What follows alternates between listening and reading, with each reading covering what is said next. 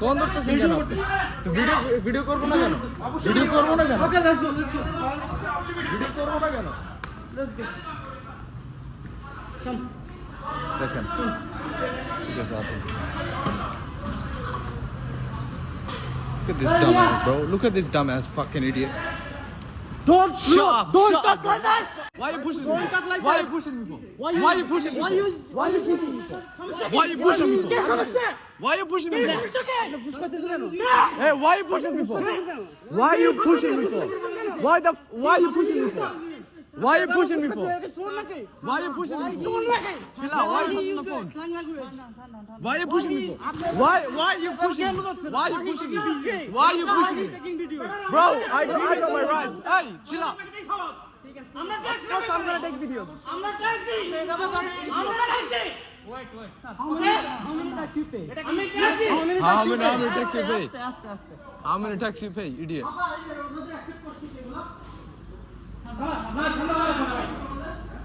আপনি ব্যাগ নিয়ে আসেন।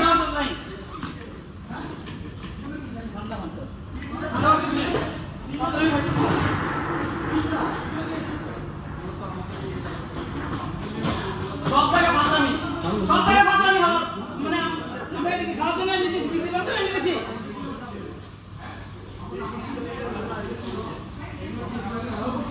আসো চলো সেটা ফেসবুকে ছাড়ো আসো সব ফেসবুকে ছাড়ো আসো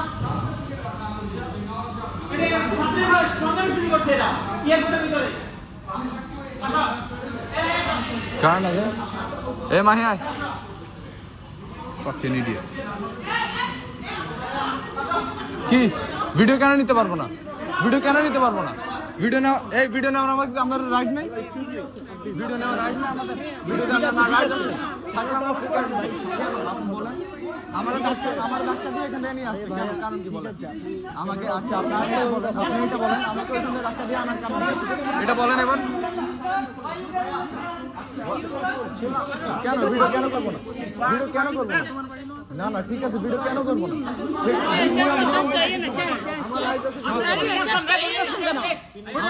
আমাদের রাইট আছে ভিডিও।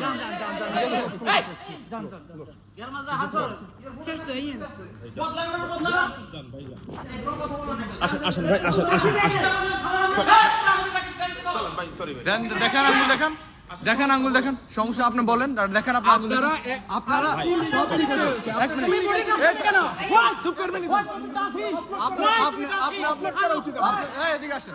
আপনি কই যান এখন? যাত্রী হয়রানি ঢাকা এয়ারপোর্টের একটি নিত্য নৈমিত্তিক ঘটনা। আমরা প্রতিনিয়ত এই খবর তুলে ধরছি। প্রবাসীরা মনে করছিল অন্তর্বর্তী সরকার ক্ষমতায় আসার পর হয়রানি কমবে, হয়রানি বরং বেড়েই চলেছে।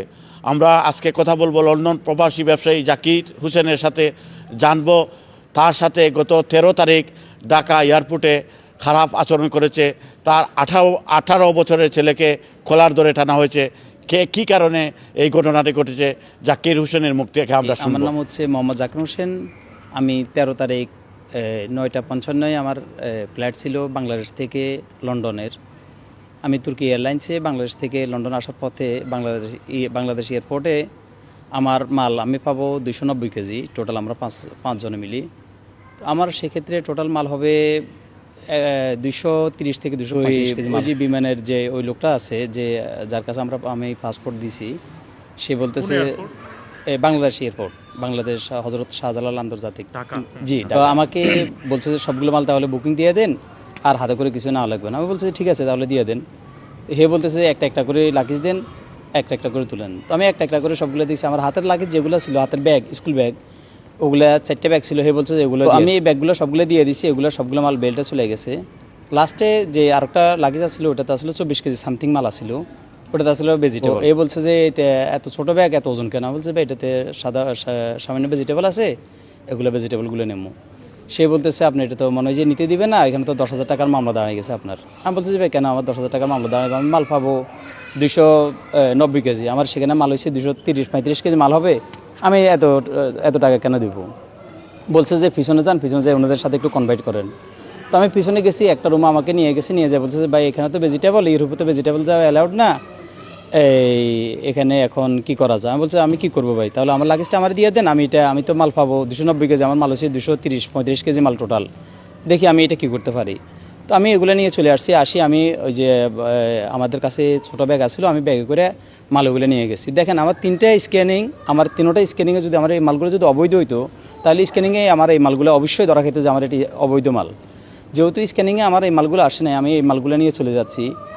যে লোকটা প্রথমে আমার কাছে টাকা চাইছে, ওই লোকটাই বিমানের গেট থেকে আমাকে বলছে যে ভাই আপনার এই লাগেজ তো নিতে দেবো না। আমি বলছি কেন নিতে দেবেন না, আমার এখানে তো আমার অবৈধ কিছু নেই। বলছে না এগুলো নিতে দিব না। বলছে যে না নিতে দিলে আপনার কী হবে। আমি এইভাবে কথা বলতেছি, আর আমি বলতেছি আমার ছেলেকে বলতেছি দেখো তোমরা একটা ভিডিও করো, ভিডিও করে এটা ডাউনলোড করে এটা ছাড়াই দাও। বলছে আর পিছন থেকে একটা লোক আসি আমার ছেলের কালার চাবি ধরে, একটা পিছন থেকে আরেকটা লোক আসি আমার ছেলের কালার চাবি ধরে আমার ছেলেকে নিয়ে যাচ্ছে। ছেলের বয়স হয়েছে 18+। প্রশ্ন হচ্ছে আমরা ইউরোপ থেকে যাচ্ছি, আমরা ভদ্র দেশ থেকে যাচ্ছি। আমি 1998 সাল থেকে আমি বাংলাদেশ এয়ারপোর্ট দিয়ে আপ ডাউন করতেছি। আমার ইউরোপের বয়স সর্বোচ্চ মিলে প্রায় 26 বছর। তাহলে আমার 26 বছর বয়সে আমার সাথে এই ধরনের সিচুয়েশন আমি আর কখনো এটার সম্মুখীন হইনি। তারা আমার মাল নিয়ে চলে গেছে। আমি যখন ভিতরে যাই, আমি যখন চিৎকার চেঁচামেচি করতেছি, তখন সবাই আসছে, আসার পরে আমার ছেলেকে ছাড়াই দিছে। আমার ছেলেকে ছাড়াই দেওয়ার পরে আমরা চলে আসছে। ছেলের কালার চাবি ধরে ছেলেকে নিয়ে যেতেছে ভিতরে। তারা কোথায় নিয়ে যেত কি জানি, আমি তো জানি না। টেনে নিয়ে গেছে ছেলের কালার চাবি ধরে ছেলের টেনে নিয়ে যাচ্ছে। আমি এটার বিচার চাই যে যারা এই ধরনের ন্যাক্কাজনক ঘটনা করছে। আমার ছেলে ইউরোপ থাকে, আমার ছেলের বয়স 18+। আমার ছেলের গায়ে কেন হাত দিল, আর এই সাহস তারা কোথায় ফেলো, কে দিল তাদেরকে এই সাহস। এইভাবে গত কিছুদিন আগে আরেকটা লোকও এয়ারপোর্ট থেকে যাওয়ার সময় তাকে তাকে রক্তাক্ত করছে। গত 3-4 দিন আগে দেখলাম আরেকটা লোকেরও তার 71,000 টাকার টিকিট বাতিল করছে, সে 10,000 টাকা ঘুষ দিয়ে নেই। আমার থেকেও সেম 10,000 টাকার ঘুষ চাইছে। তাহলে আমরা ঘুষ দিয়ে যদি মাল আনতে হয়, ঘুষ দিলে এটা মাল বৈধ হবে, ঘুষ না দিলে অবৈধ হবে। আমার প্রশ্ন হচ্ছে কেন ঘুষ দিব? আমরা তো অবৈধ কোনো কিছু আনতেছি না, আমরা তো অন্য কোনো কিছু করতেছি না। আমি ঠিকমতো আসতে পারছি না, টাকা দিনে আমার মালও আনতে দেনে। আমি 40 কেজি মাল পাওয়ার কথা, আমি একজন 8 কেজি করে মাল পাবো, আমরা 5 জনের 40 কেজি মাল পাওয়ার কথা। আমাকে 0 কেজি মালও আনতে দেয় নাই। আমি শুধু মালগুলো ফালাই দিয়ে আমি লাগেজটা নিয়ে চলে আসছি। কাঁচামাল তো আমি হাতে করে আনার প্রশ্ন ওঠে না। আমাকে সে যদি বলতো যে মাল এগুলো কাঁচামাল এগুলো হাতে নেওয়া যাবে না, আমি মাল সবগুলো বুকিং দিতাম। আমার টোটাল মাল হবে 230-35 কেজি। হাতের ব্যাগ, স্কুলের ব্যাগ যেগুলো ছিল ওগুলোতে মাল হবে 1-1.5 কেজি করে মাল হবে, 2 কেজি করে মাল হবে। সে আমার থেকে আগে চালাকি করে আমার এই মালগুলো আগে বুকিং দিয়ে দিছে। আমার স্কুল ব্যাগগুলো আমার বুকিং দিয়ে দিছে, পরে যেন আমার এই লাগেজটা যেন সে আটকাতে পারে। আমার কথা হচ্ছে যে আমি এটার সুস্থ তদন্তের মাধ্যমে আমি এটার বিচার চাই। এইভাবে যেন বাংলাদেশ এয়ারপোর্টে যেন কোনো প্রবাসী যেন এইভাবে হ্যাস্ত না হয়, এইভাবে যেন কোনো অপদস্থ যেন না হয়, এইভাবে যেন কোনো ঘুষ চাঁদাবাজি এগুলো যেন বন্ধ হয়। আমরা বর্তমান বাংলাদেশ সরকার হচ্ছে ডক্টর ইউনূস, আমি ডক্টর ইউনূসের দৃষ্টি আকর্ষণ করছি, বিশেষ করে যারা যে মন্ত্রণালয় আছে তারা যেন দয়া করে যেন ঘুষ বাণিজ্যটা যেন বন্ধ করে। যারা এটার সাথে জড়িত আছে তাদের যেন সুস্থ বিচার হয়, তাদের যেন উপযুক্ত শাস্তির মাধ্যমে যেন তারা শাস্তি পায়। আমার এইটুক চাওয়া।